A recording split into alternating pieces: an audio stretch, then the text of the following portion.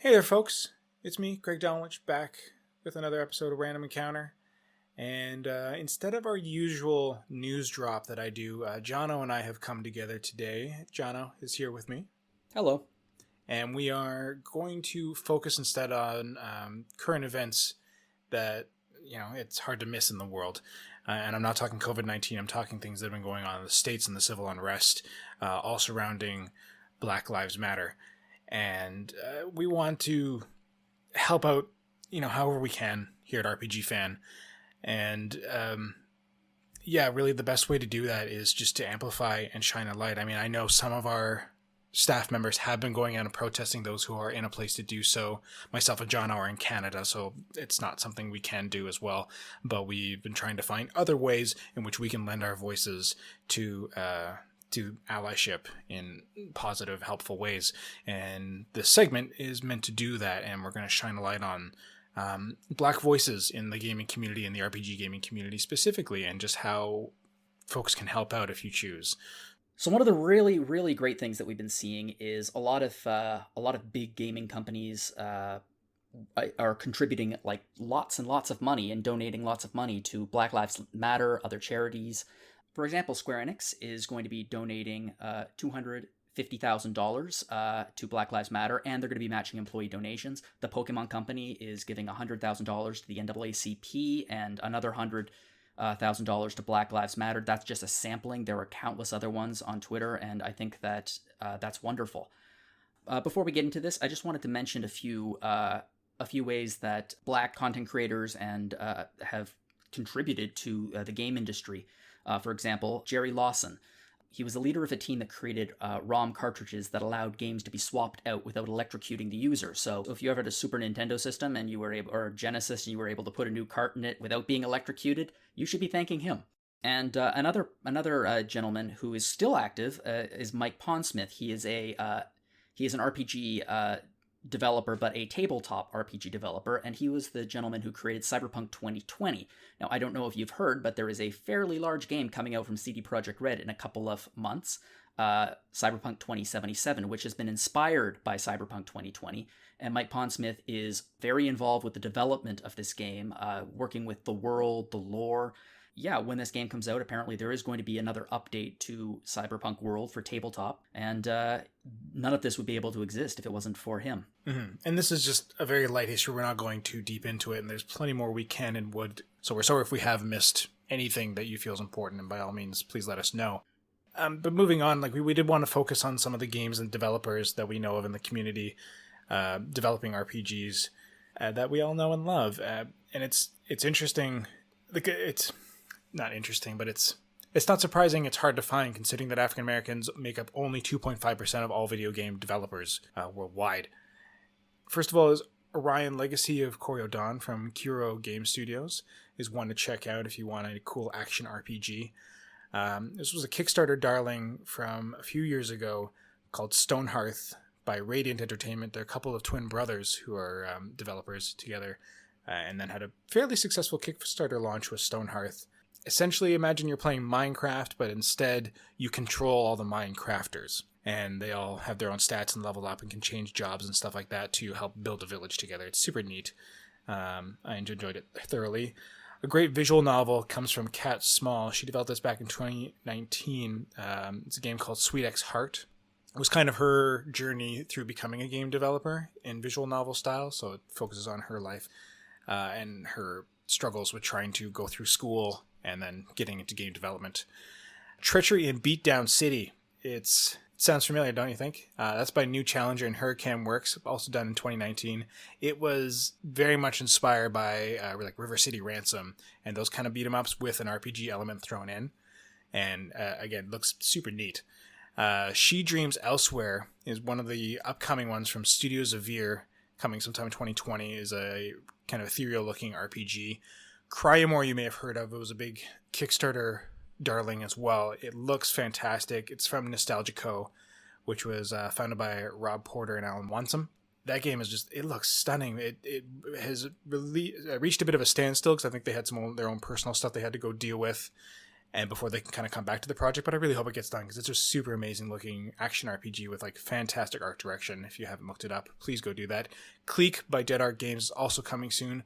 Really need a little action RPG title. On top of all those developers, there's a couple studios that have been up and coming that they haven't really specifically announced RPG projects, but I would not be shocked if they did. One Man Left Studios is a one-man studio, and he hasn't currently developed any RPGs, but when he was in school, he developed an action RPG, and you can check that out on his webpage over at One Man Left Studios, and I'm excited to see what more stuff he does on his own, because for being a one-man team, he does some excellent work. Xavier Nelson Jr. did narrative direction for Hypnospace Outlaw, Mr. Bucket Told Me To, and Skatebird, and he's going to continue doing more of his own stuff as well. And then there was Brass Lion Studios, which is a new studio that opened up specifically to be a diverse studio and to specifically lend to marginalized, diverse voices. And a lot of the former team members from like Skyrim, Fallout have come and joined this team as well. So I'm sure we're going to have some exciting RPG stuff coming from them in the future. Yeah, I mean, some of these games look absolutely incredible. And I frankly, when they come out, we can't wait to play them. We also want to give a shout out to some of our fellow content creators out there who focus on RPGs on YouTube. One of my favorites is Pelvic Gaming with Lady Pelvic. I believe they are she, her pronouns. They are a YouTube content creator, but they focus primarily on RPG reviews and lists. She also streams. I found her a couple of months ago. She's on my subscription list, so I check out whatever she posts something new. I check it out immediately, and I've been going through her backlog. She does fantastic RPG reviews for current and classic games, and she puts a particular emphasis on battle systems and music. And I think that she's just phenomenal, and I think that she deserves all of the subscribers. Another one is Geek, Quentin Williams, who actually worked with us at RPG Fan. Not specifically me. I believe that he worked with Greg for a while. Yeah, for a little bit. Yeah, he's a YouTube content creator, has a solid focus on RPGs. Great content, lots of it too, regularly updated. So these are two people that you might want to check out on YouTube. He's a fun guy. Yeah, and incidentally, links for all of this, the games, the developers, the content creators, they're going to be in show notes. So if you're curious, you can find them there. To further go into the YouTube rabbit hole, a wonderful way you can donate is through some YouTube creators have made hour-long YouTube videos that if you just leave the ads on, the ad revenue goes towards contributing to the various fundraising entities that are supporting Black Lives Matter and supporting protests and awareness down in the States and worldwide for that matter. So one of those, for example, you can check out is Zoe Amira, her channel on YouTube, and you can watch the video, put it on repeat, share it, don't skip ads, turn off your ad filter, let that revenue rack up, because we know it's all incremental, but a lot of eyes on it will help build up funds. And there's a few other different videos you can find too, just by searching through YouTube and linking through Zoe Amira's fundraising video as well. So I definitely recommend watching that. True. And if you are just looking to donate some money, there's always the ACLU, Black Lives Matter, the NAACP, Legal Defense and Education Fund are all excellent places where you could place your money to help people. Yeah, there's all kinds of ways you can find out how to support, even if it's just sharing support. Don't feel obligated if you aren't in a financial position to do it. If you aren't in a physical position to go out and protest, there's plenty of great ways that you can lend a hand.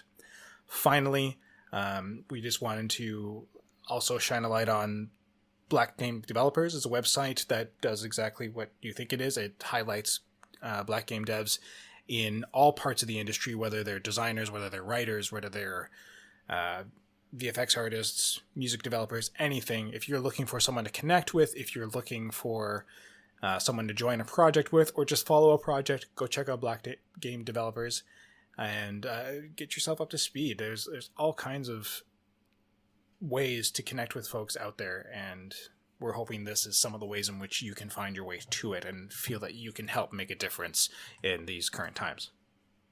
Yeah, and lastly, we just want to say that everyone at RPG Fan supports Black Lives Matter. We have a post, We Went Dark.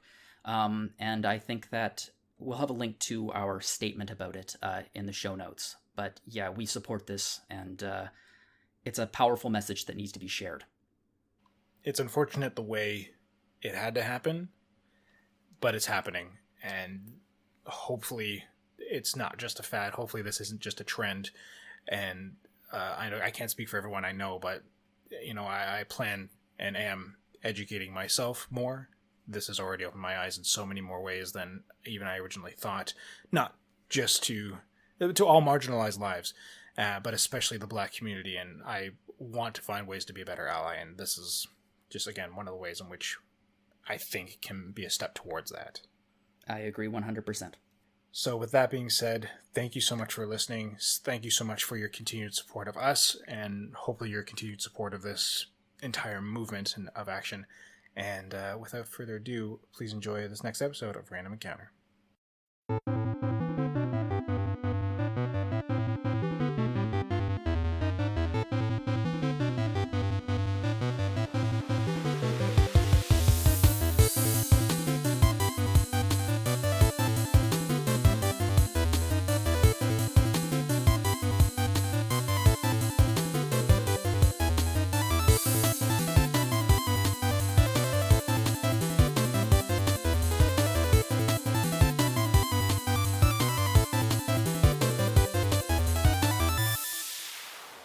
Hey RPG fans, yes, I'm talking to you, and you, and you, and especially you. I mean, there's probably more than just those 5 people, but, we like to wish for the best. Anyways, I'm Greg Delmage. We like an intimate room. We like an intimate room. This is RPG Fans Jam Sesh. We're at a black box studio, aka my bedroom, and it's going to be a nice intimate night of podcasting. Or day. Well, this is getting interesting. Right? I don't know when and how you're going to listen to this, but it is going to be interesting. That being said, as I was saying, I'm Greg Delmage. I am your host. Today, I have my wonderful co-host, Jono Logan, here with me. Hello, Jono. Always a pleasure. Jono, thank you so much, by the way, for taking the reins and getting some stuff in order for us this week. I appreciate you very much for doing that, sir. Thank you so much. Thank you very much. Yeah, it's been one of those weeks for Greg, and so I needed that extra kick of someone being like, hey, you need help? I can do this. I got it. Let's do this. So thanks, Jono.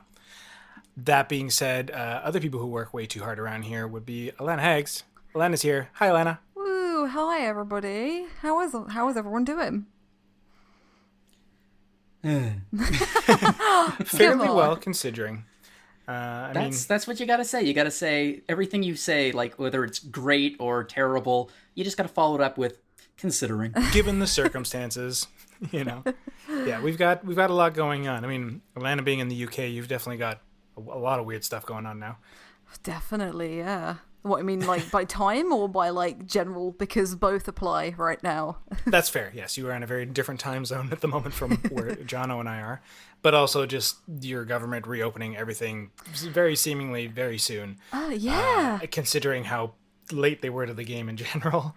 Yeah, just a tiny bit worried about that. Just a little bit.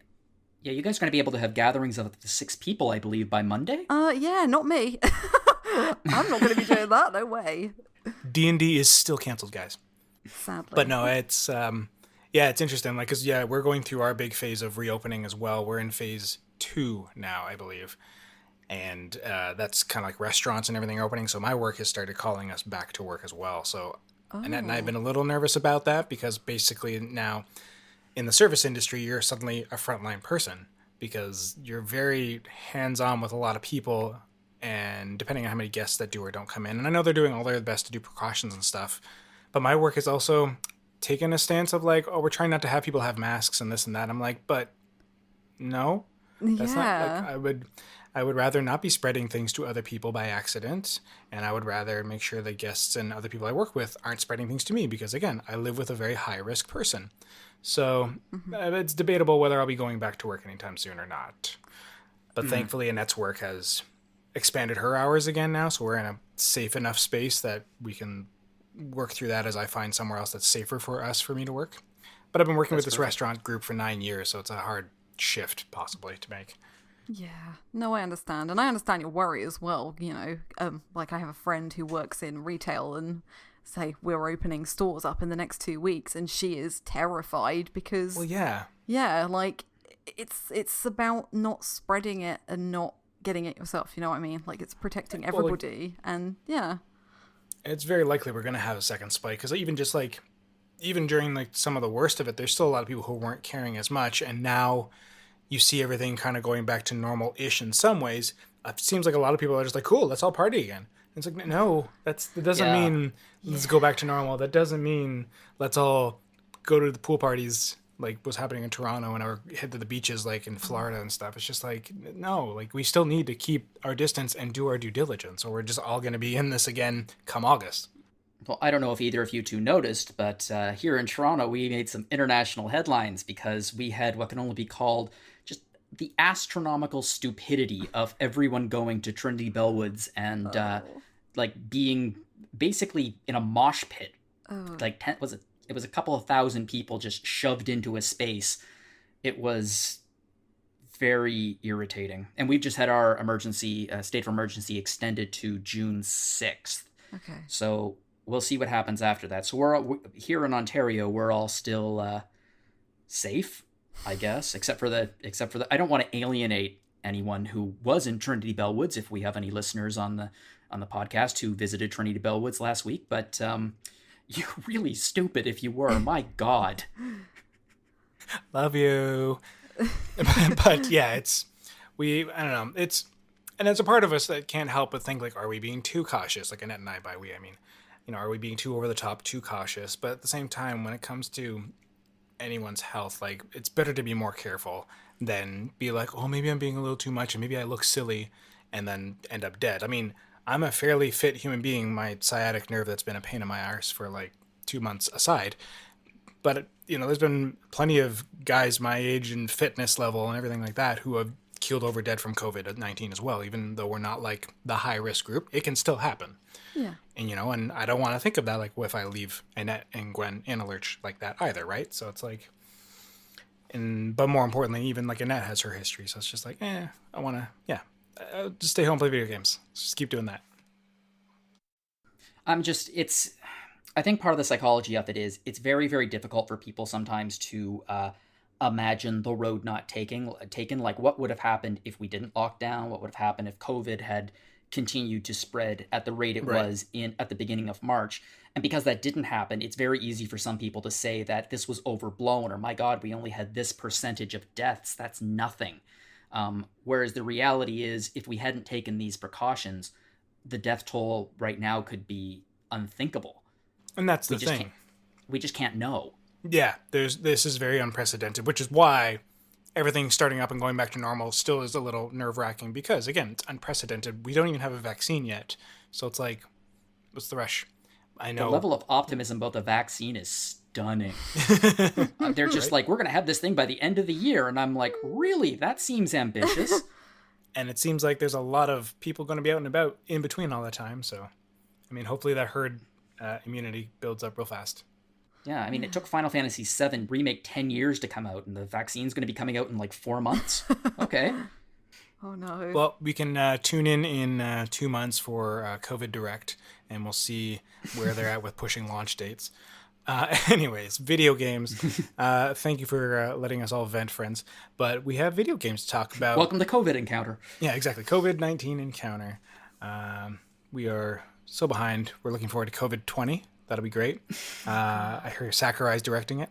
I hear it was delayed because of E3. Oh, gracious. No, what we do have on the docket to talk about, though, is the dark return of Paper Mario. That trailer was a delight. I am so excited for Paper Mario, the Origami King, because our last foray into Paper Mario was kind of, it was there. It was fun. I had a friend who summed it up really well by saying it was fun. He liked the jokes, but yeah. Yeah, there were a couple of Paper Mario games that came out the last few years, but can you name any of them? I get them confused because didn't at one point Paper Mario and the Mario and Luigi games kind of merge together? One of the games is both mechanically, is it not? There was a crossover one which came out recently. It was the most latest one. That was on the 3DS. Yeah. Mario and Luigi Paper Jam. That's Paper Jam, thank you. And then before that, there was the painting one. That was the Wii U one. And then before that was Sticker Star, which fell flat. Yeah, exactly. And then even before that, you had Super Paper Mario was good, but it was definitely different. Well, it was a side scroller, essentially. Yeah. Yeah, it didn't have as many of the RPG mechanics. I don't recall. I have it. I haven't gotten into it yet. I remember I actually enjoyed it, but it seemed much more like a adventure game, like a Mario adventure game, than it was in a Mario RPG. Nothing wrong with that. Just not what people were expecting after Thousand Year Door. No. But this might be the return to form that we're looking for. Yeah, I hope so anyway.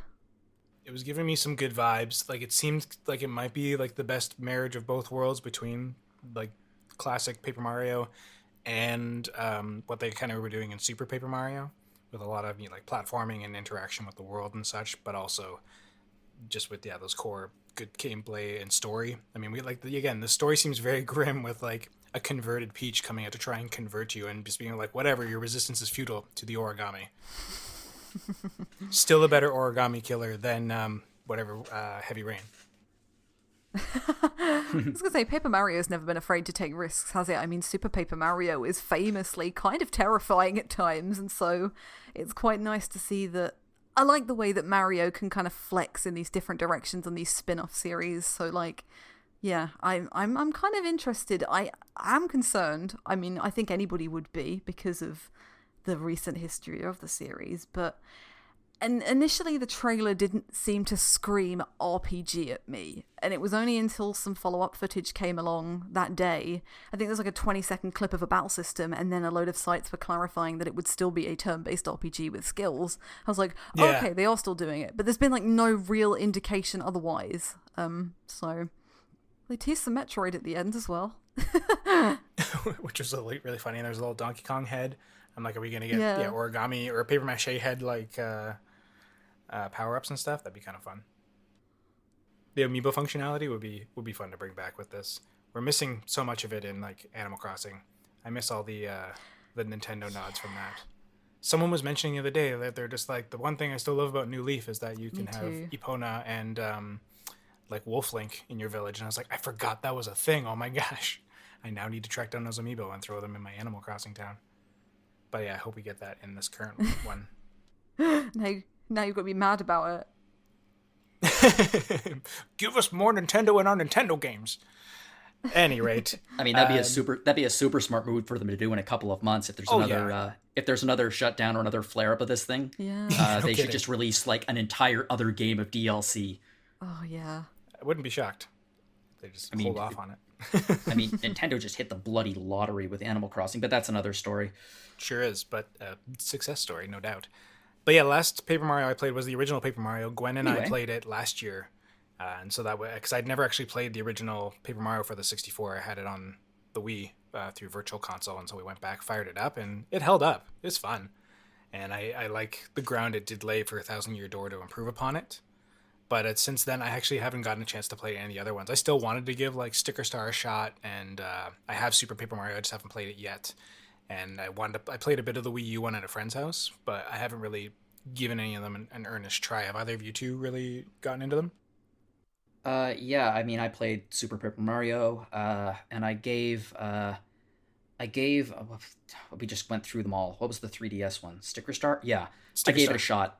Yeah, I gave it a shot, and I was like, this is not hitting me the right way. And I also gave Mario and Luigi Paper Jam a shot, because I am a giant fan of the Mario and Luigi series of RPGs. Yeah, you'd think that crossover would really be rad. You think, but it was less than the sum of both of its parts. At least I believed it was. Yeah, it was a shame, because, I mean, I really love that series.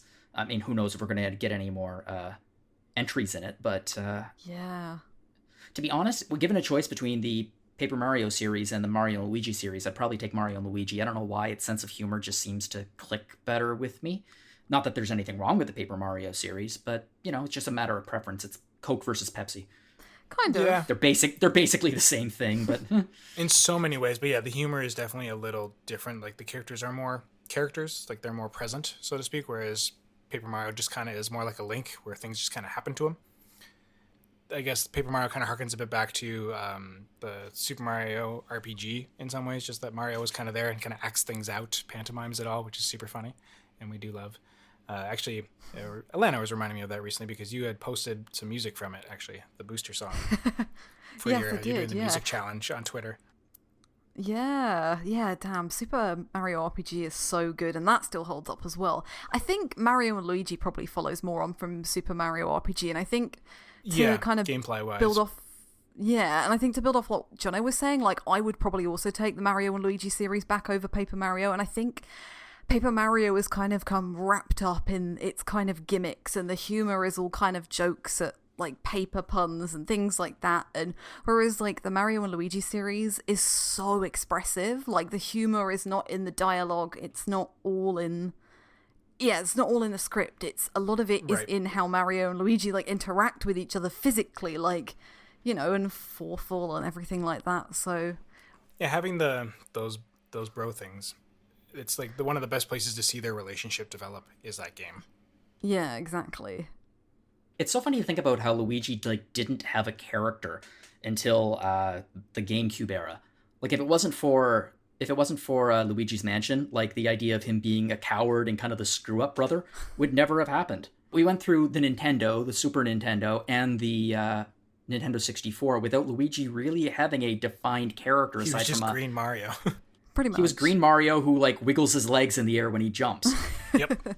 I mean, even Mario's Missing, which I think the first one was on the Nintendo, didn't really give him anything either. Oh god. Nope. Yeah. I tried playing that game. I couldn't understand it when I was a kid. I did not understand what was going on. You're just going through corridors, and I was like, what is happening? I didn't get it. Yeah, we discovered that Luigi apparently is the smart brother who has a tremendous knowledge of geography. Yes, exactly. Whereas, exactly, Mario just does the plumbing. Oh, it's really funny, actually. I did my very last West Coast Geeks versus Nerds debate I did was actually Tails versus Luigi, who was the better player too. And we'd done like a whole shtick. We were Team Luigi, and we did a whole shtick about like how the Mario family was like basically tied up in the mafia, and the plumbing business was actually a front, but like that Luigi ran. He ran like the legitimate business that kept the family stable.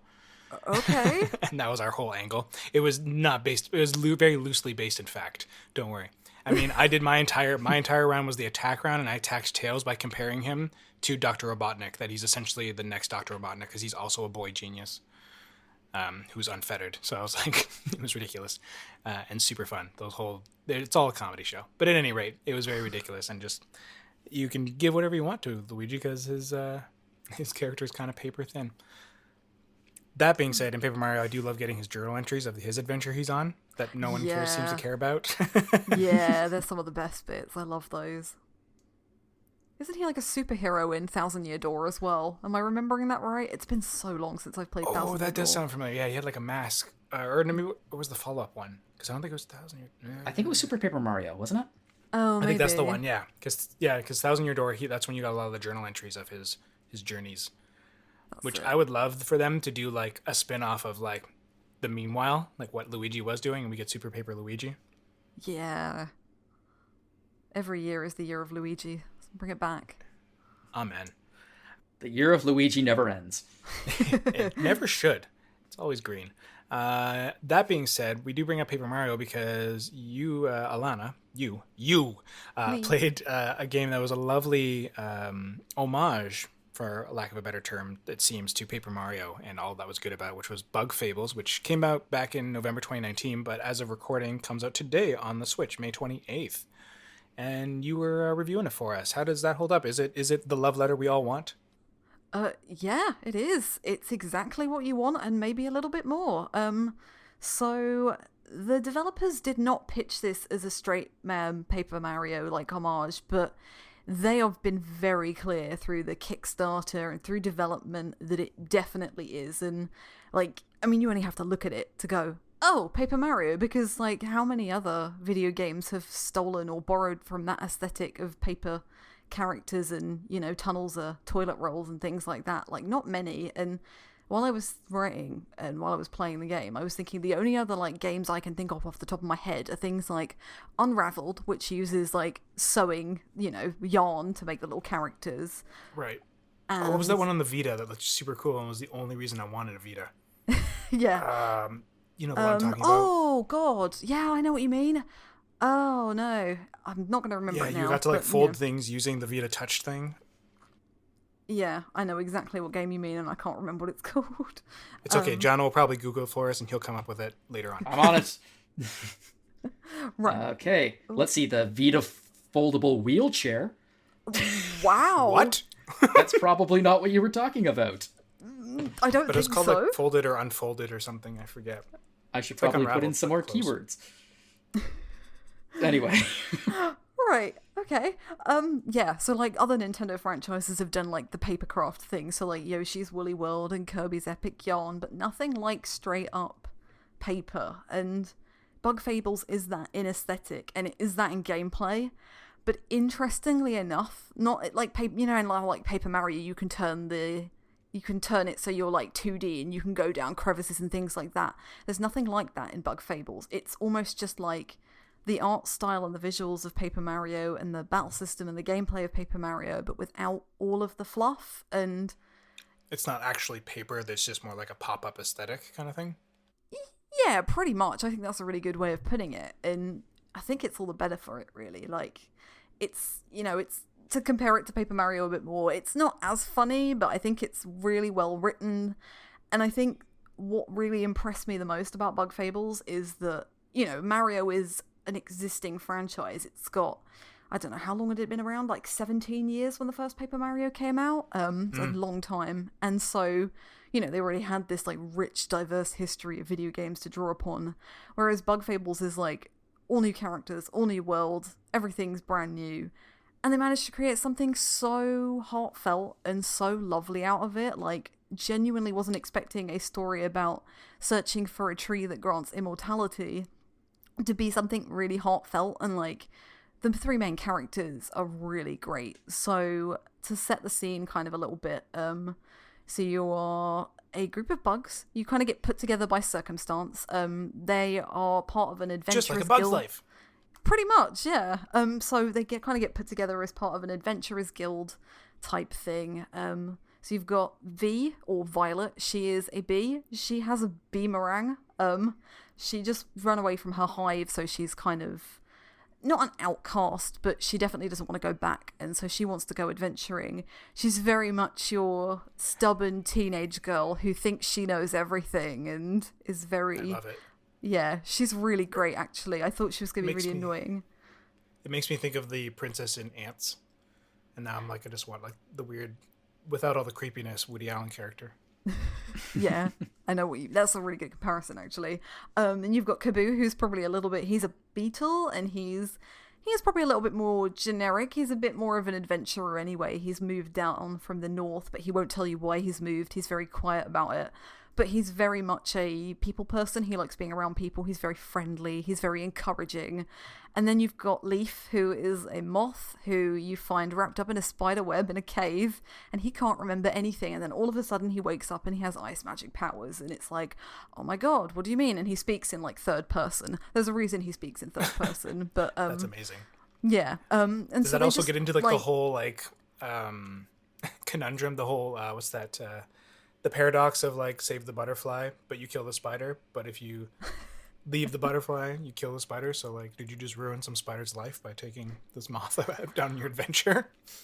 You do kill the spider, yeah. Oh no. So, yeah. It's a very early boss. That's some very heavy ripples. To be fair, every group of RPG heroes can be seen as monsters by somebody. Exactly, yeah. From a certain point of view. Yeah. Also true. Yes. But yeah, they just make a really nice group of characters. Like, I don't think I was expecting an RPG based on Paper Mario to give me good character development. Like, I was expecting fun characters, but I got full character arcs for 3 main characters and a bunch of side characters, all really well written, all quite funny. That's great. Mostly lighthearted, I would say. There are some big shocks in this game as well. It's mostly fun and it's mostly kid-friendly, I would say, but there's definitely a few moments where you have to kind of take a step back and go, oh my god, I did not predict that. And, like, generally the plot follows a pretty standard template of you go to this kingdom and you go to that kingdom and you go to this one and bring back the artifact and you might find the tree, I don't know. But the side stories and the actual character development leaves a lot of room for growth, and within like a couple of hours of the game you're already like in love with them, and then they just bond together really nicely. So that's you can see this kind of growing into a fuller IP if the developers keep getting support. I could see that, definitely. I mean, there's hints in game, like you're in one nation called Bulgaria and then a couple of outside areas. There are hints of other locations existing beyond this one kingdom, so I don't see why they wouldn't do a follow-up, especially if it gets some traction, because like even though it came out on Steam last year, it didn't seem to... It has like a good dedicated fan base and a really active subreddit and things, but like the main press didn't really cover it at the time. It seems to have gotten a bit more coverage this time around, which is really good, and hopefully we'll see that as more really positive reviews come out for it, that it will get that fan base. From the Kickstarter, do you recall, I don't know how much, if you look back on it when you were doing your review or whatever, where was porting it to consoles always in the plan, or was that a stretch goal or something? I don't know off the top of my head, actually. I'm on it. I'm not sure. I would like to think so, because I feel like that has to be a kind of thing now, doesn't it? Like, people... I mean, looking at Bug Fables, it's not a game I would have picked up on Steam, I don't think, because of its origins and roots. I would have assumed that it would have been a Nintendo game, and... It seems like it lends well to, going into the handheld mode, for sure. Yeah, I mean, there is a demo on Steam, so if anyone is interested, you can give it a whirl. It doesn't require an extremely labyrinthine sized kind of PC to run. But yeah, I'm not sure on the console front. Surely it was a stretch goal. I think they'd be leaving money on the table. Yeah. There were no stretch goals. Wow, that's really unusual. But that's quite nice, actually, that they're just going to deliver the package and that's that. Yeah. They're advertising it as a point of a reason why you should actually donate. We have a clear, solid vision of the game. Good, and they do, and it worked. Yeah, that's brilliant. Yeah, it was on my radar way back when, because Derek Heemsbergen, as folks may remember from hosting this before me, he had brought it up at some point when it was in its Kickstarter phase, and I think I mentioned it here at the site kind of thing, and then it kind of fell off my radar. I'd almost forgotten it had launched as well.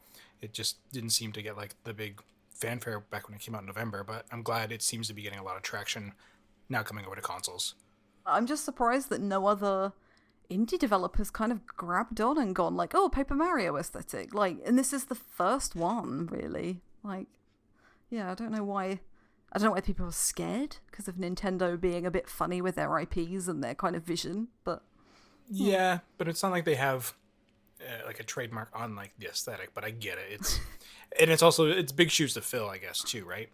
Which is probably why Bug Fables did the smart thing of not saying like everything is paper, but aesthetically it kind of looks like it, and we liked that combat system, so I get that. Like, so I'm glad it's leading well. It definitely seems like one worth picking up for myself and Gwen to play. I'm excited for that aspect. I wouldn't mind grabbing it down the road because, like I said, it's been on my radar. It's just other things come up. Yeah, it's not too difficult either. Yeah, and so you can also adjust the difficulty. Actually, you get very very early on you get medals, which are like stickers and badges in other Paper Mario games. And you get one that is called hard mode, and if you put it on, it doesn't cost any medal points. It will buff the difficulty up to a fairly significant degree. So nice. Normal mode itself is like pretty easy, but yeah, if you want the extra challenge.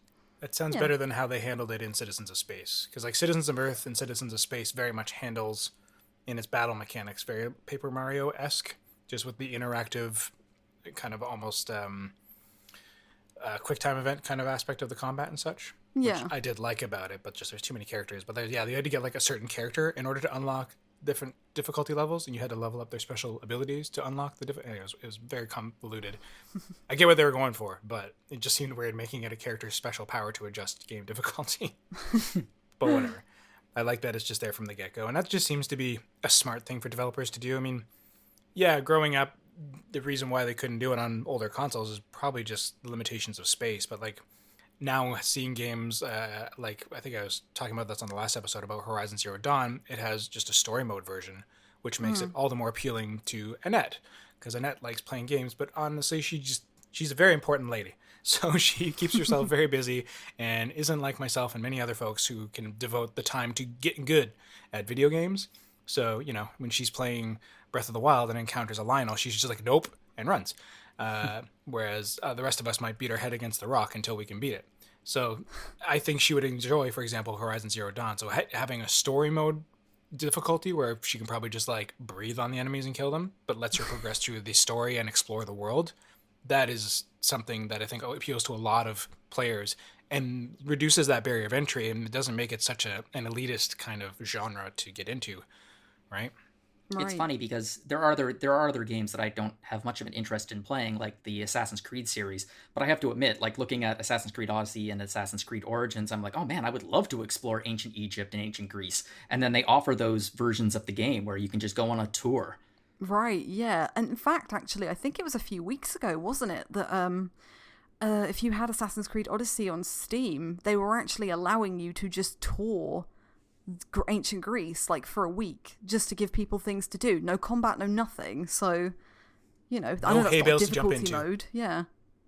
Yeah, exactly. Like you just lose yourself in the world, can't you? Which is why like open world games, I never used to like them, and I think for similar reasons, like because the difficulty can be so rubber banding and so like, you can go off in one direction, get lost, and there's a bear, it's gonna eat you, I don't know. And then like, I like the ones where you can kind of take your own pace, like Breath of the Wild. If you see a Lionel, then I'm not going to go near it unless I've got like 4 ancient swords and whatever other contraptions that will destroy it.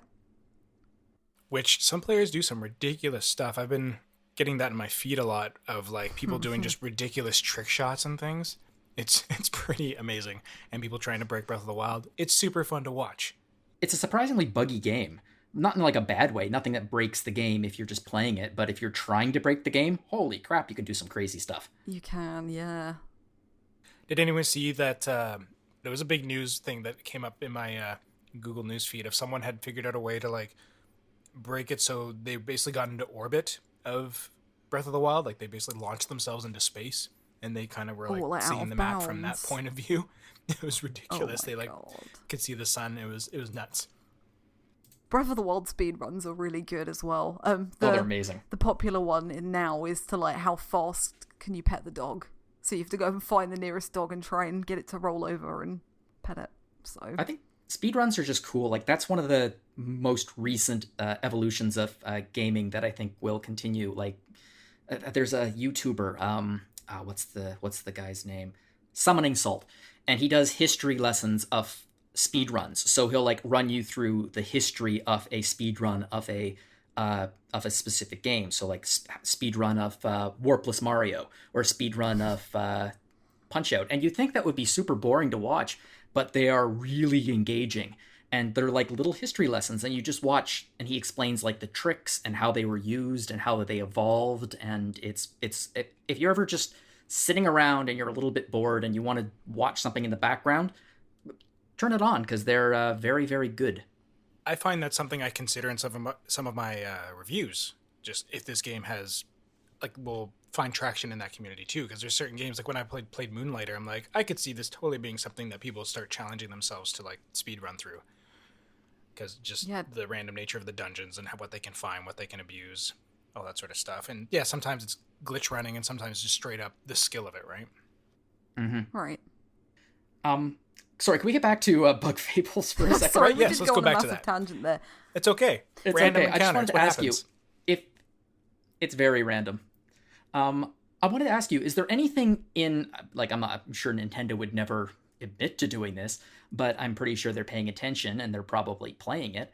Is there anything in Bug Fables that you think Mario should just steal wholesale and like shove into a Paper Mario game? Ooh, good question. Well, that is a good question. I think the best thing I think that Bug Fables adds is to combat.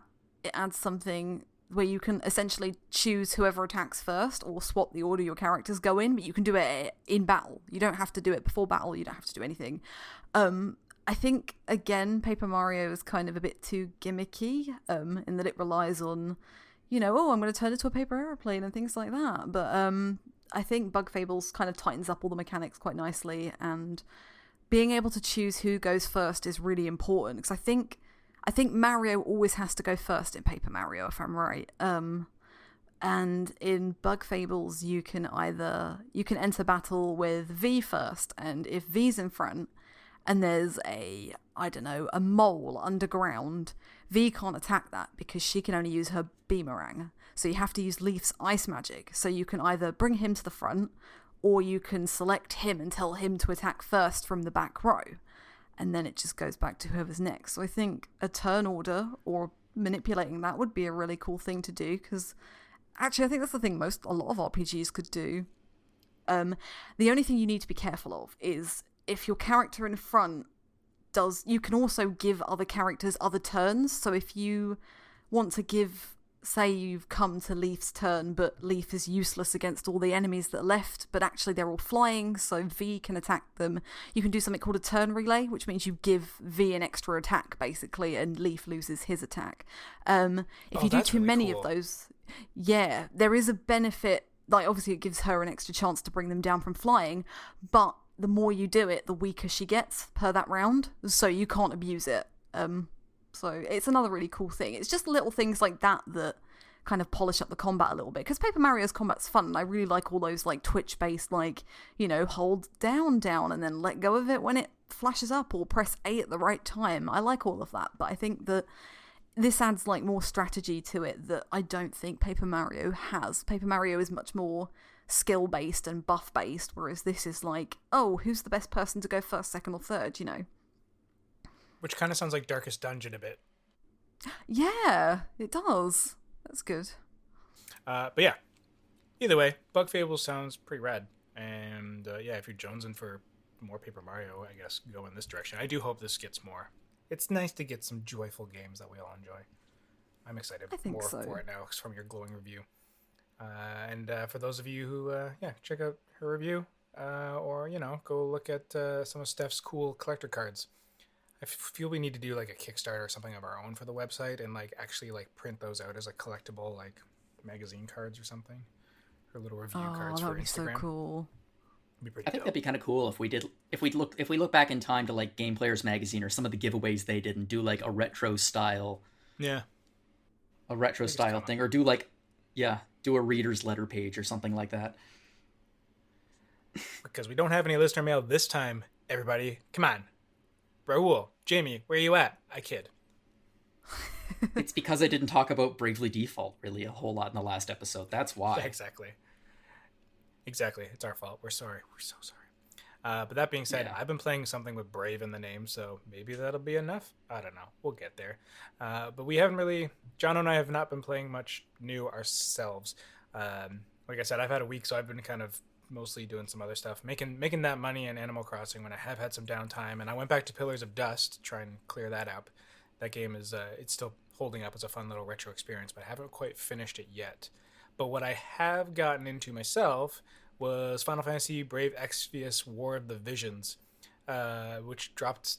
It was in Japan back in 2019. It's the mobile, kind of very tactics looking Final Fantasy that was announced at E3 last year and looked pretty dope. And then we got it worldwide in March 2020, and it is really cool, and it is very Final Fantasy Tactics. Like, I really wish this game wasn't a mobile game. Not that, like, it's not too egregious with the gacha and everything like that, but it is very egregious with its very mobile UI. It is super clunky right now, and I really hope they streamline it. And I think they might, because that's something that they accomplished really well with Record Keeper. Did either of you two play Final Fantasy Record Keeper, or have at any point dabbled with it? Briefly, my experience with All the Brave sort of made me a little bit weary of it. But then it felt like that game felt like Square Enix apologizing for All the Brave.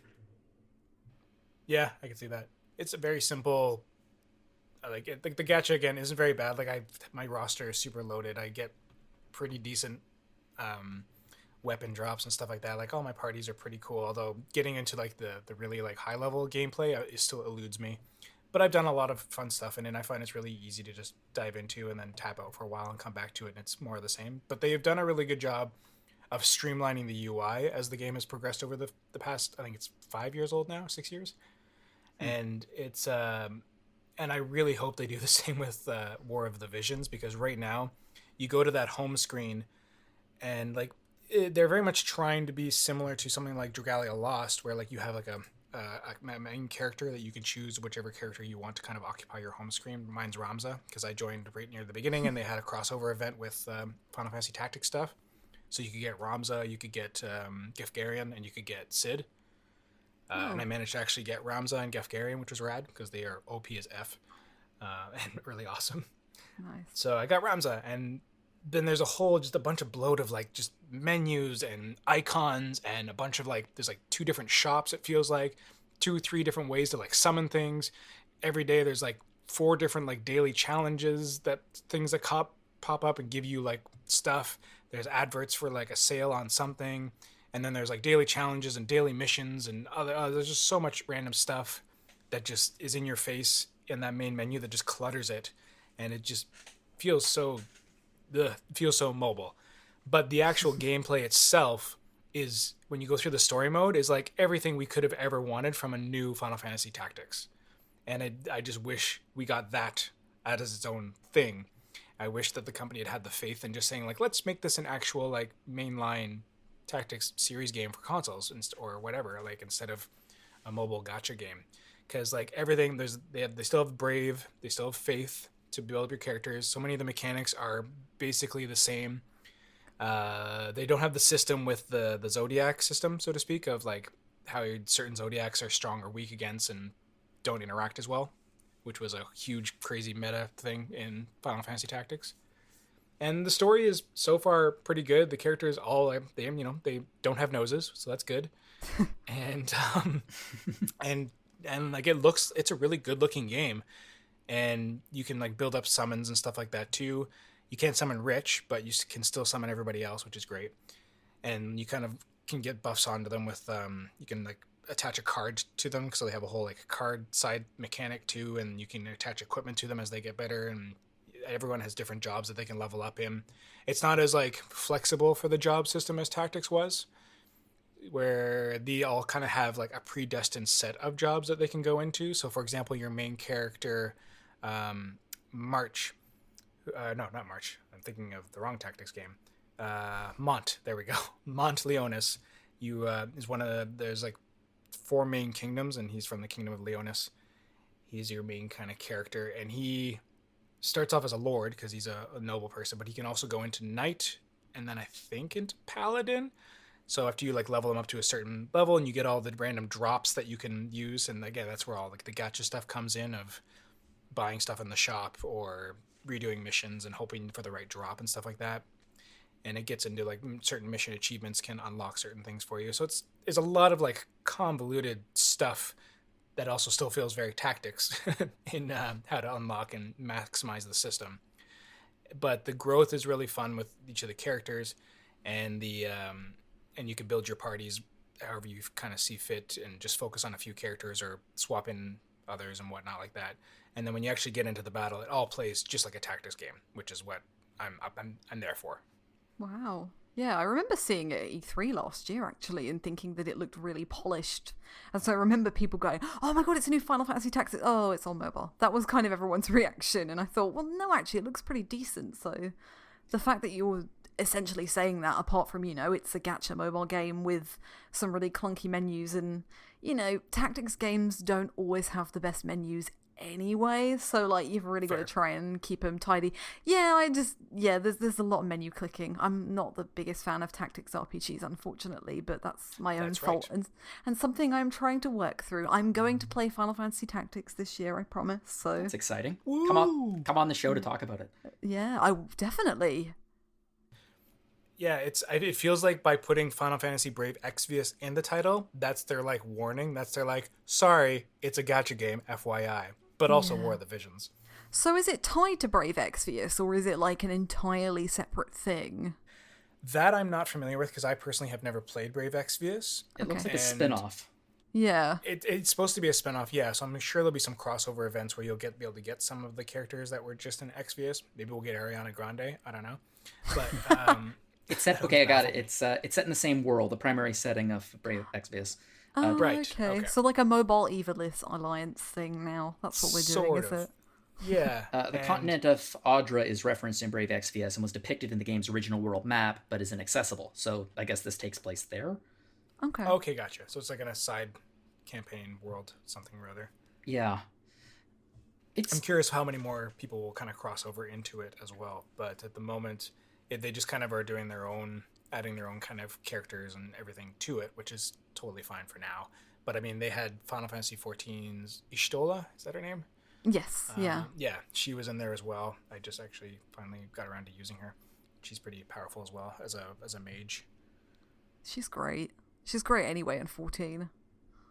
Yeah, and then they had the Final Fantasy Tactics crew, and there's somebody else in there I feel like is a reference to something, but I don't know who or what it's from. Maybe it is Brave Exvius, I'm not sure.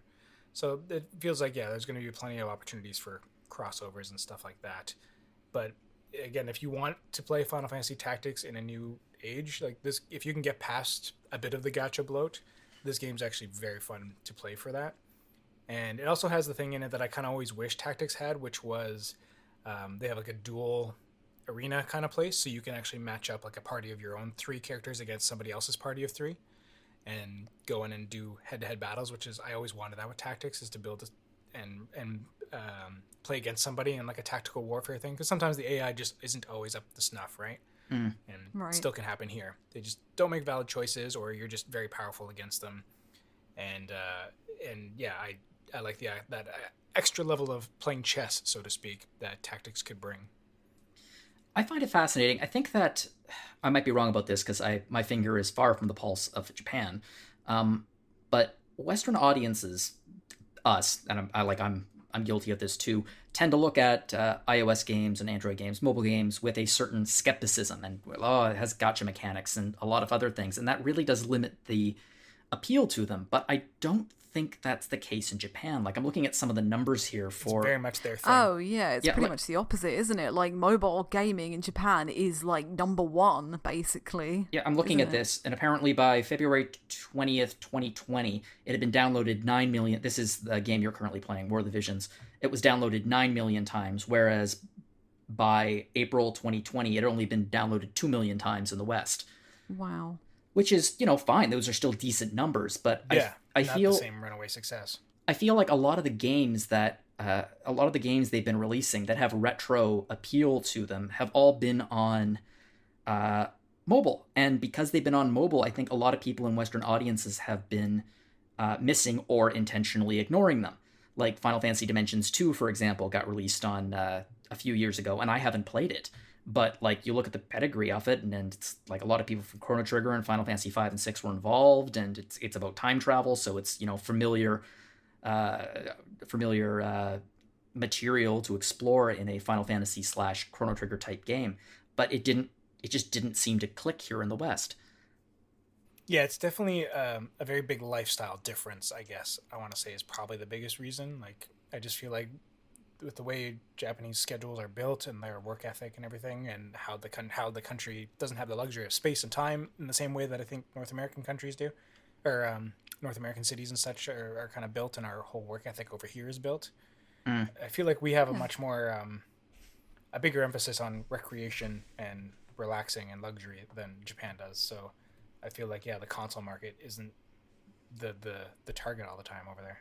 It's kind of a shame that they don't... I mean, I guess they do occasionally, but they don't go into these games, and instead of releasing them on iOS or Android over here, if they just like took out all of the gacha mechanics and put them on a platform, because I feel like they would do considerably better.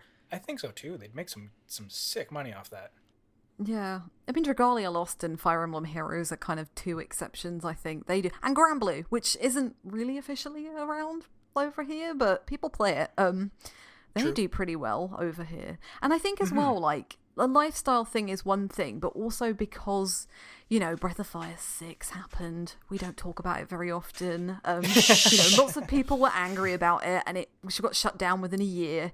And you see all these, like, old IPs come back, Valkyrie Profiles got one, and other games have got these, and they build up a stigma in the West. Like, I think Japan, they're accepting of it.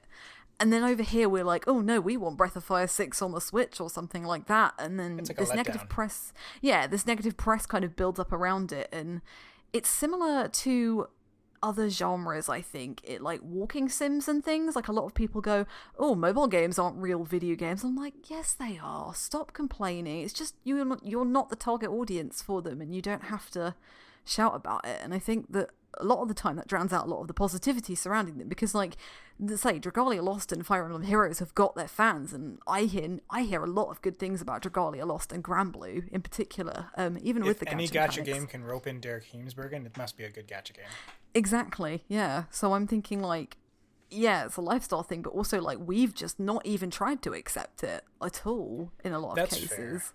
And that's just endemic of a lot of our culture in general when it comes to accepting, well, not just anything, but in video game in general, it's very easy with the anonymity of the internet to just yell about the things that weren't made for you, which is really annoying, as opposed to just saying, you know what, it's not for me. If you like it, good for you, and then step away from the keyboard. Nobody does that. They just yell about, why wasn't this tailored to me? Meh. Contrary to the spirit of the internet entirely.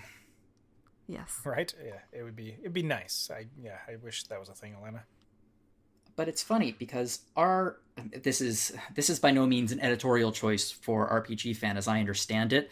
But I think it's just because we don't review a ton of mobile RPGs, even Final Fantasy games and Final Fantasy spin-offs that come out. They don't really get a whole lot of coverage on our site, and it's not because I just feel like deep down inside myself, if I was like, oh, should I review this game that has gacha mechanics, I'd feel dirty almost.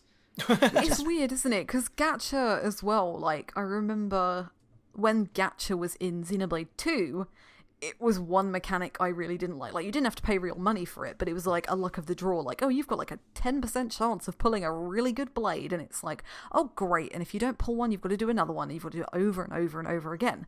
And it's like, how do you rate that? And also, like, personally for me, I don't do as much handheld gaming as I do like console gaming, and a mobile screen is too small for me personally. Like, I think that's where it comes from. Not a lot of us indulge in them, and sometimes other people will come up and say like, hey, I'm actually playing this game a lot. Like, I might eventually do that with this game because I've actually been enjoying the story mode and the gameplay of it all. But it's hard to review too, when you have to try and think of like the development of the characters and this and that, because like a lot of them are just paper cutouts, so to speak, just inserted there so you have a party to play with. Because like you go through the whole story mode with whatever party you want. Ramza and Gifgarian are not part of the story in any way, shape, or form, but as soon as I start a battle after a story segment, they're there in my party. So it's whatever party you make, so you can't really like base it on. That's a whole different thing to say. You can say like, the story is very interesting. Separate from that, combat is its own different thing with whatever characters you choose, however you build your party. Like, it definitely is it's a tricky thing to review. It's interesting because I think it falls into that concept of like you can get characters from other Final Fantasy games and use them in the story. I feel this falls into, it's fan service, but it also is a concept that we're very familiar with, which is suspension of disbelief. Whenever you watch something on TV or watch a play or you're playing a game, there's a certain suspension of disbelief and you buy into the reality of that game. And if that reality is broken in any way, if the rules of that world are broken, then it just makes for me anyway, it pulls me out of it.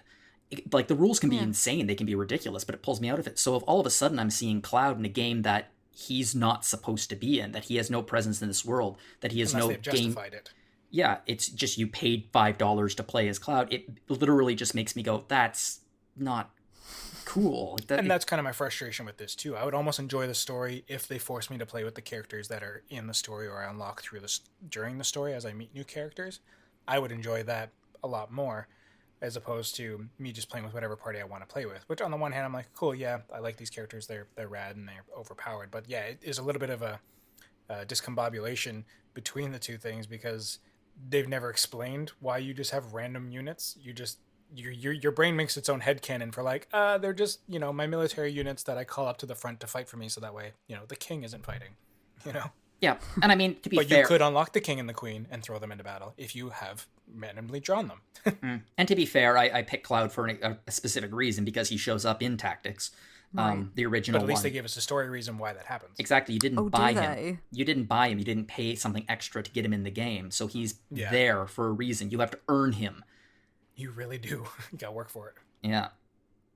Yeah, and he's not quite Cloud. He's like an alternate reality version of Cloud. Same with Aerith is in there too, briefly. Not as a playable, but she's there. So you're like, oh, okay. Hmm. Yeah, That it's is neat. interesting. Yeah. But like it's I'm just an old man who hates the concept of microtransactions. Yeah. Get That off was- my You're not phone. alone. Get off my lawn. That actually was the one thing when I started playing Bravely Default, and I was like, oh, I can get Bravely yeah, Second that. by paying $1.50. No. Really? Yes, Yeah. that was a weird experiment that Square tried with the with DS games. Or Bravely was 3DS? No, it's DS. No, 3DS. Oh, it was 3DS. Okay, thank you. Yeah, that was like their first foray into gacha, because I don't think there was really any mobile games from Square Enix yet at that point. Or maybe there was Dimensions. Maybe. I think there was Dimensions, but Dimensions was a full game. Yeah, you got to play like the first whatever couple chapters, and then after that you just bought the whole thing for like $14 or whatever. But yeah, they hadn't really started doing the microtransactions, and I think Bravely Default was the first thing. That's right, because you could unlock like potions or something, Jono. Yeah, you could also unlock Bravely Second, which is how time freezes and you can use your turns, and you by doing Bravely Second, Right. you can break the 9,999 damage barrier. But For and like you $1 or something. yeah, and you got a few potions off the top, and if you save them for special occasions, that would be fine.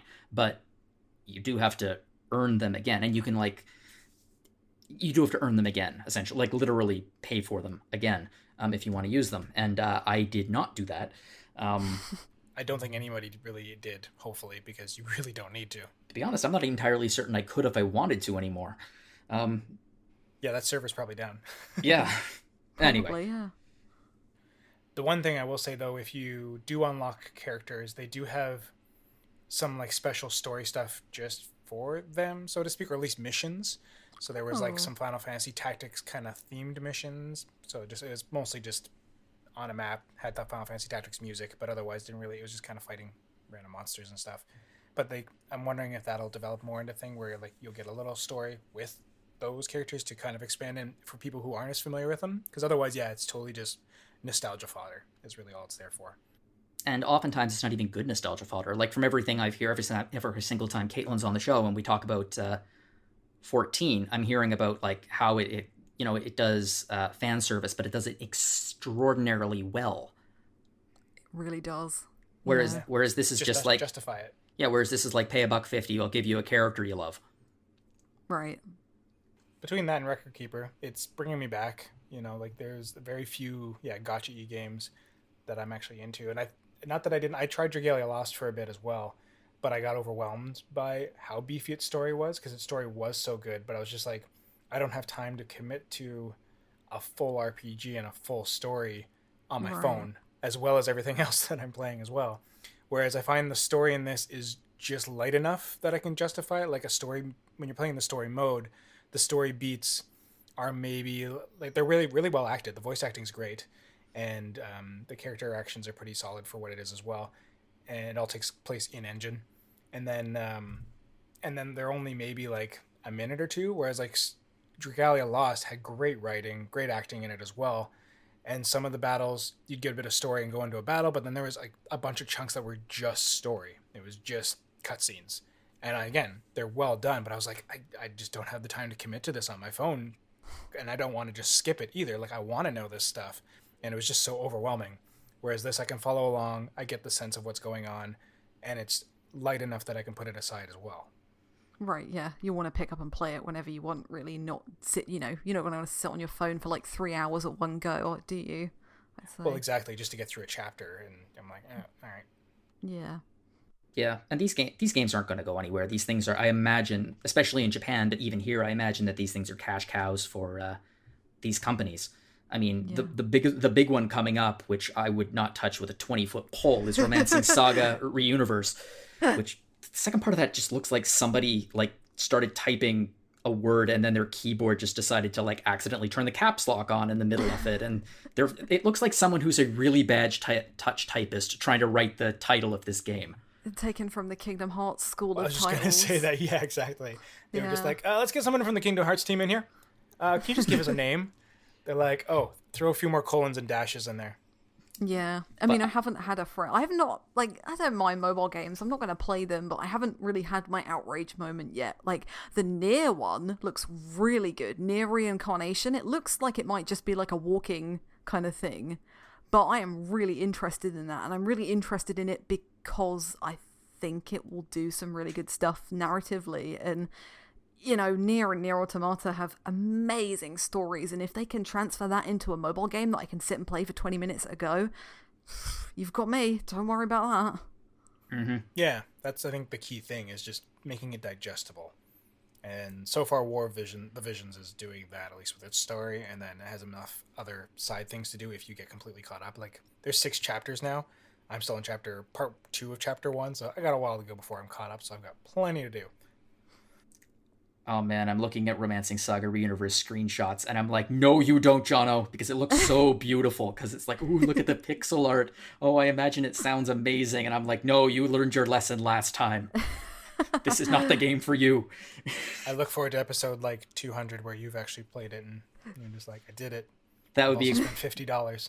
That'd be a great episode 200 if we all pick a game that we least want to play and just make it the most downer episode ever. I'm not replaying Star Ocean 5 ever again. All right, I'll do it. I'll go to Left Alive. Oh, no. Actually, no, it would be a tie between Left Alive or Citizens of Space. Should I revisit it and hope I can beat it this time? We'll find out. We should do that. We should ask. No, we shouldn't do that. That's something we should definitely not do. But we should ask the. We should Shut ask, up, Jono. We should ask our audience. Like, we're coming up in not in a couple of weeks, and quite a few episodes from now, we're coming up to our 200th episode. We should ask them, what do they want? Do they have any ideas? Do they, if they want to like write in with some ideas or something that they'd like to hear, you know, we would take it under consideration. Thank you, audience, for listening to this workshop moment. This question will likely be posed to you at the end of the episode. Oh, okay, yeah, I just came up with that on the spot, but yes. I kid. That was just funny. You're like, we should ask them that. Let's do that. Not like they're listening to us right now. Yes, it's a treat if you make it to the end of the episode. Exactly. No, that'd be great. And yeah, listeners will definitely be welcoming some insight onto and suggestions as to what you want to hear us do that's special. I mean, 150 was a good one. We got the old crew back together. It would be nice to do that again at some point. Get the vintage hosts in here, but I don't think that'll happen this time around. But we shall see in the future. It'd be kind of fun though if you and I were guests for our own show. What? Mm-hmm. Alana, you're hosting. Okay. I've done a few. I'm not great, but I'll give it a shot. Oh, you're pretty grand. Get out of town. I agree. But yeah, that's basically all I've really been playing, and it's pretty fun times. And Jono, you've been revisiting some stuff for retro. Yeah, I am playing a game that is oh man, yeah, this is about to turn to Yakuza Encounter again. Yeah, I'm replaying a lot of Yakuza 0. I'm not playing the whole thing because I can't afford to spend another 100 hours of my life playing Cabaret Club. But I want to, but I'm not going to. It sounds so good. It's so funny to me. We're recording in a couple of days, and Solosi he's playing the real estate mini game right now that happens in chapter 6, and he's killing himself to play it. He's just killing himself, and he needs to 100% it. And he's like, you know what? After this, I'm just gonna plow through the rest of the game. I'm just gonna mainline. I'm gonna get through the rest of the main story. And I'm like, in chapter 7, the Cabaret Club starts. So no, you're not. No. I'm afraid you're gonna be stuck for another 50 hours grinding away. But yeah, I've been playing that again for the last few weeks, and I'm just reminded of how damn good it is, and how much I just love it. So Yakuza 0 is one of the really highly regarded ones, isn't it? I mean, they're all pretty not even, but like they're all in a bubble. Like there's not much difference between the worst and the best, but I think Yakuza 0 definitely sits at the top of the pile, I would say, from what I've heard. I agree. I think it's by far it's the best story of the bunch. Mechanics are very, very solid. Mechanics are basically the exact same as Yakuza Kiwame, the remake of 1. I just finished 6 a couple of weeks ago, I think I mentioned, and Judgment, and they're both, they're both solid games, but there very much is something really special about Zero. I'm on the fence about whether or not newcomers to the series should play Zero first or should play Kiwame first. I would say Kiwame. I'm in the minority because I think that Zero hits harder because it's a prequel. If you already have a familiarity with the characters, and then you can see where they came from and how they reached the point where you found them in the original game, I think that's the beauty of a prequel. And I've said that before. I have been voted down many times about this because Zero is the better game. There's no question about that. So yeah, super excited to play it again, and super excited to hear the thoughts of two people who I respect highly and who love games going through it, and they're not done yet, so I get to hear what they think midway through and before they play Cabaret Club. So oh, I could easily get lost in Cabaret Club, and I've been getting some of the drip feeds from the real estate mini game side quest as well, and yeah, let's just say my interest in Yakuza 0 went up by about 75%, even though you've gushed about it multiple times to me. Like, the real estate stuff has just made me go, wait, that happens? And I'm like, why are you surprised? This is Yakuza. You know what stuff goes down. Like, absolutely. It's fabulous. It's a fabulous game. Grand Theft Auto Vice City, I enjoyed the real estate aspect once that unlocked more than probably anything else. Yeah, a really good minigame can elevate a really great minigame can elevate a very solid game to a instant classic. Like, I don't think that Final Fantasy VIII would be as well regarded as it is today if it wasn't for the card game. No, exactly. There's not many examples I can think of in really great minigames, and like one of the consistent things about the Yakuza series that always comes up is the minigames are great, the side quests are great, and how often do you get that? Like, the minigames are like one of the key things about that game. That's definitely something I've wanted to formulate an episode on for Retro Encounter, and so we can talk about the merits of Chocobo Hot and Cold, etc. Oh, I love Chocobo Hot and Cold so much. It's so good. I hate fishing minigames, though. But Yakuza has those too. Are they good? Some of them are. In Yakuza 6, you go spearfishing and it becomes an on-rail shooter. Right? Oh, that's dope. Okay. It's insane. Yeah, wow. And then in other games, you literally throw your line out and just sit there for 5.5 minutes until it jiggles, and then you button mash for like 10 minutes to try to pull it in. Okay. Some Animal Crossing action right there. Mm-hmm. Yeah, it's just some people like to fish. Some people find it relaxing. Sure do.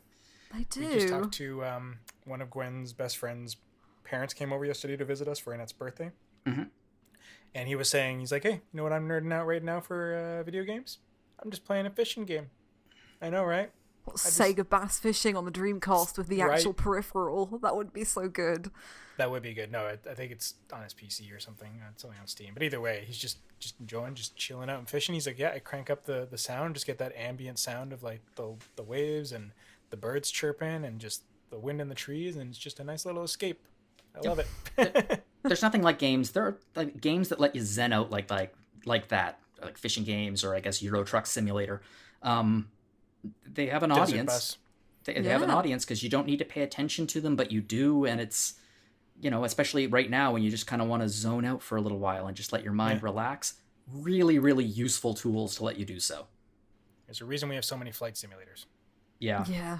To be honest, the game I've been playing the most over the last couple of weeks has been every Picross game I can possibly find.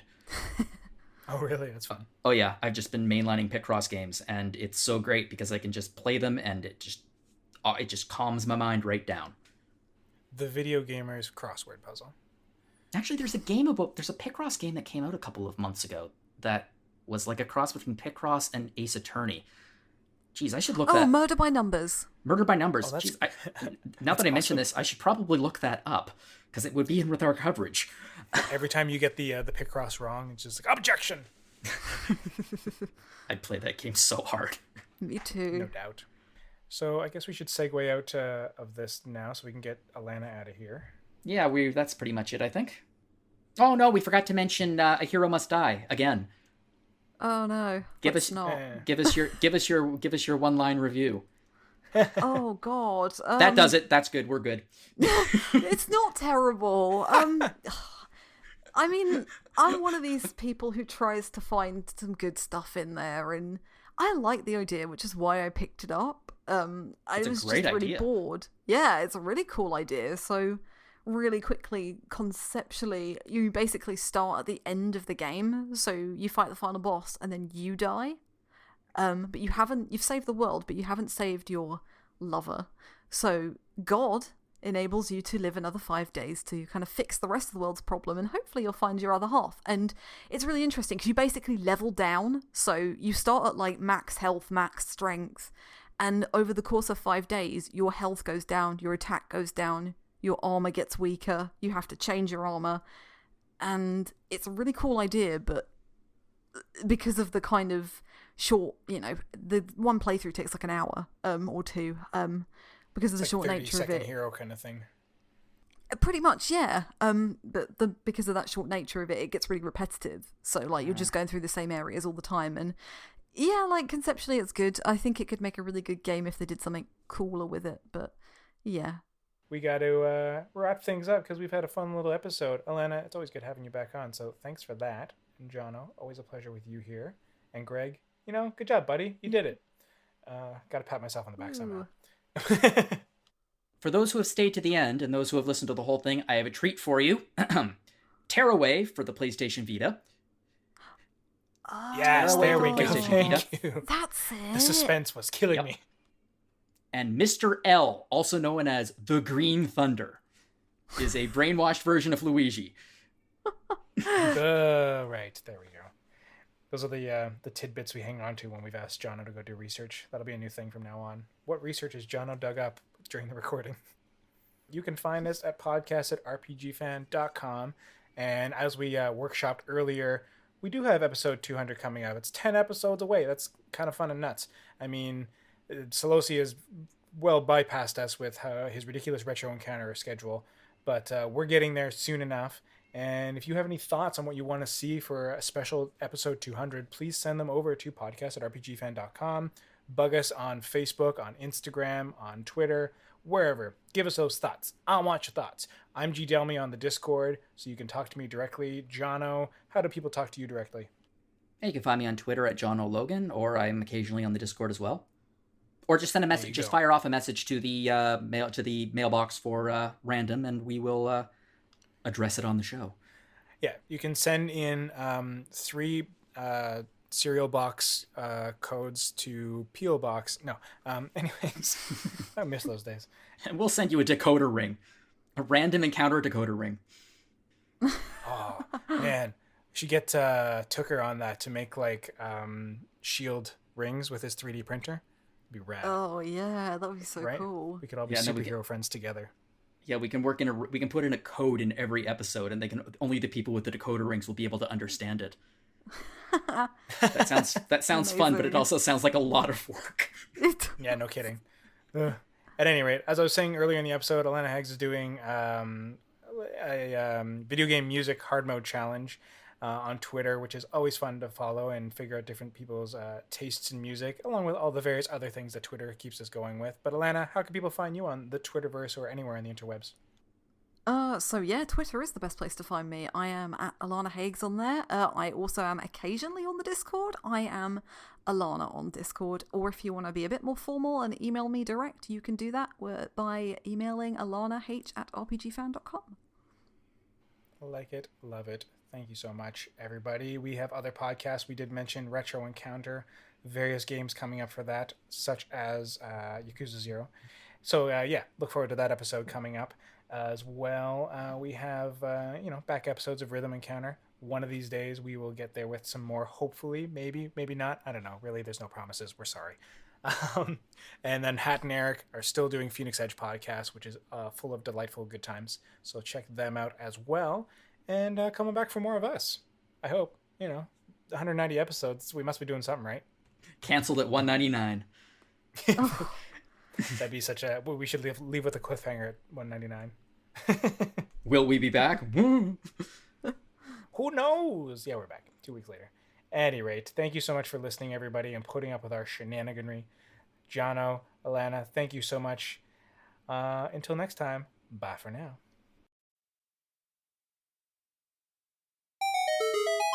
Oh shoot, yeah, I said the word.